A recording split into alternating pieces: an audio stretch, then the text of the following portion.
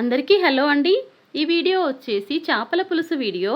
ఇంకా చాలా ఈజీగా వండుకోవచ్చండి ఈ రెసిపీ అయితే.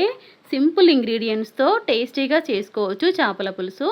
ఇంకా దీనికోసం అయితే చేప ముక్కలనైతే బాగా క్లీన్ చేసుకోవాలి.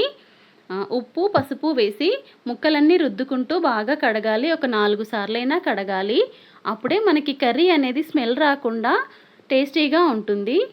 ఎక్కువగా కడగలేదంటే నీసు వాసన వస్తుంది ఫిష్ కర్రీ. ఇంకా ఇలా ముక్కలన్నీ రుద్దుకుంటూ కడగాలి.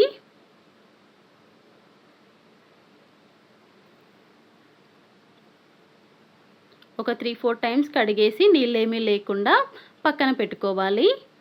ఇంకా చింతపండు కూడా నానబెట్టుకోవాలి.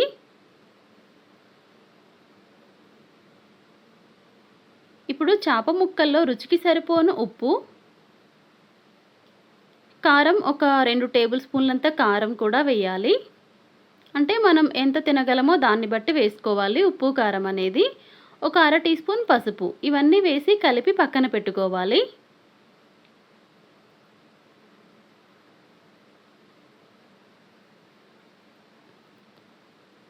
ఇప్పుడు స్టవ్ పైన కాస్త వెడల్పుగా ఉన్న గిన్నె ఏదైనా పెట్టుకొని ఒక 2 గరిటెల నూనె వేయాలి.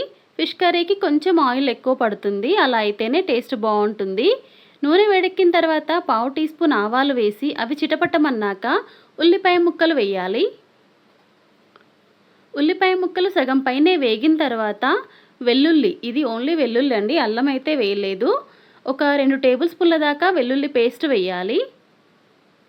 ఇంకా మంచిగా అన్నీ వేయించుకొని బాగా వేగిన తర్వాత చేప ముక్కలనైతే చక్కగా అమర్చుకోవాలి. ఒకదానిపైన ఒకటి పెట్టుకోకుండా ఇలా మంచిగా అరేంజ్ చేసుకోవాలి. ఇంకా మూత పెట్టేసి ఒక 2-3 నిమిషాలు అలా ఉడకనివ్వాలి. ఆయిల్లో ఉడికినట్టుగా అయితే బాగుంటాయి. ఈలోపు చింతపండు అయితే రసం తీసుకోవాలి.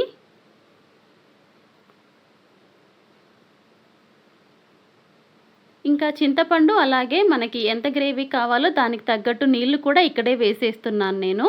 మొత్తం కలిపి 1 లీటర్ దాకా అయితే వేశాను. మీకు మరీ లూజ్గా వద్దు, గ్రేవీ కొంచెం చిక్కగా ఉండాలి అంటే కొంచెం తగ్గించి వేయండి. లేదు పులుసు కాస్త ఎక్కువ కావాలి అంటే దానికి తగ్గట్టు వాటర్ యాడ్ చేసుకోండి. ఇప్పుడు ఒక 3-4 నిమిషాలు ఈ ముక్క కూడా ఫ్రై అయిపోయింది. ఇప్పుడు దీంట్లో ఇందాక రెడీ చేసుకున్న చింతపండు నీళ్ళైతే వేయాలి.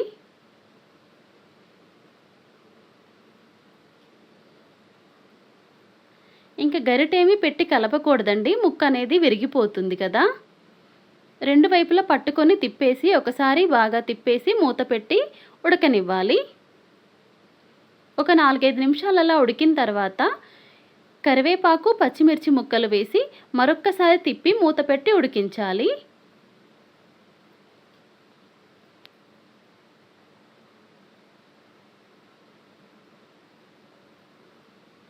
ఈలోపు మనకి మసాలా పొడి కోసం అయితే ఎండు కొబ్బరి ముక్కలు వేయించాలి. ఒక సగం చిప్ అయితే సన్నగా కట్ చేసి వేయిస్తున్నాను ఇక్కడ. ఎండు కొబ్బరి 1 నిమిషం పాటు అలా వేగిన తర్వాత ధనియాలు వేయాలి.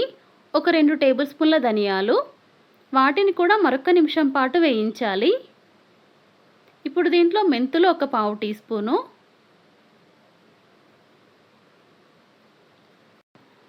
ఇవన్నీ కొంచెం వేగిన తర్వాత అర టీ స్పూన్ జీలకర్ర వేయాలి.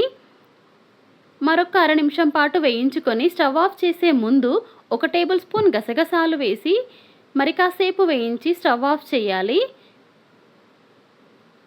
ఇంక ఇవన్నీ చల్లారిన తర్వాత మిక్సీలో పొడి చేసుకొని పక్కన పెట్టుకోవాలి. ఇప్పుడు ఈ మసాలాని ఫిష్ కర్రీలో వేయాలి. ఇందాక పొడి చేసుకున్నాం కదా ఆ మసాలాని. దీనివల్ల గ్రేవీ కూడా కొంచెం చిక్కబడుతుంది. ఇంకా మంచి టేస్ట్ కూడా వస్తుంది. ఇంకా గరిట పెట్టి కలపకుండా ఇలా 2 వైపులా పట్టుకొని తిప్పామంటే సరిపోతుంది. ముక్కేమీ విరగదండి అలా తిప్పితే. జాగ్రత్తగా తిప్పాలి. ఒక్కసారి ఉప్పు చెక్ చేసుకొని తగ్గితే సరిపోను ఉప్పు వేసి ఇంకా మూత పెట్టి ఉడికించాలి. ఇంకిలా నూనె పైకి తేలుతూ ఉంటుంది. ఒక 15 నిమిషాల దాకా ఉడికిస్తే సరిపోతుంది. ఇంకా చివర్లో కొత్తిమీరాకు ఉంటే కొత్తిమీరాకు వేసి స్టవ్ ఆఫ్ చేస్తే అంతే అండి, చేపల పులుసు అయితే రెడీ అయిపోయింది. చాలా బాగుంటుందండి. టేస్ట్ మాత్రం సూపర్గా ఉంటుంది. ఈ వీడియో నచ్చితే ప్లీజ్ లైక్ చేయండి. ప్లీజ్ సబ్స్క్రైబ్ చేసుకోండి. Thanks for watching.